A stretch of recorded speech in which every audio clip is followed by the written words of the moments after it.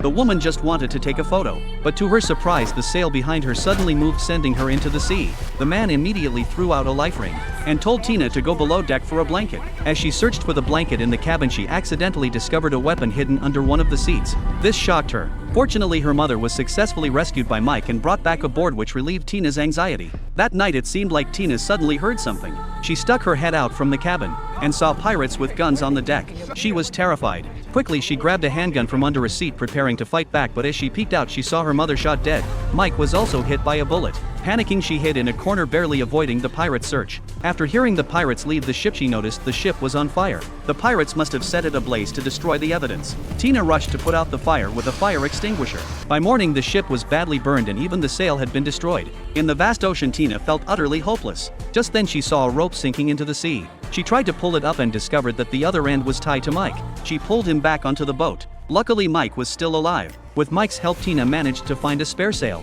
and successfully set it up. The issue of navigation was finally solved, but then she noticed the boat was taking on water. She quickly patched up the damaged areas. Finally, when she thought she could rest, she discovered something even more terrifying. She found photos of Mike, and in them he was with the pirate who had shot her mother. Tina was furious. She confronted Mike, demanding to know why he was associated with the pirates. Mike's explanation managed to ease Tina's doubts. The two drifted at sea for 3 days and nights. Just when they were losing hope, the girls suddenly spotted a small island not far away. They were overjoyed, hastily boarding a lifeboat to reach land. To their surprise, the island not only had a pleasant climate but also fresh water to quench their thirst. That night they made a fire to keep warm. Mike felt like Tina was now under his control and immediately revealed his true nature. He said he was going to teach Tina how to tie knots with rope and easily bound her up. Then he revealed his secret. He was also a pirate. After having an affair with the pirate leader's wife, he was being hunted by the crew. If he handed Tina over to the pirate leader, he could escape the danger. Tina was horrified. She quickly fought back and got hold of the gun in her bag, but when she fired she realized there were no bullets.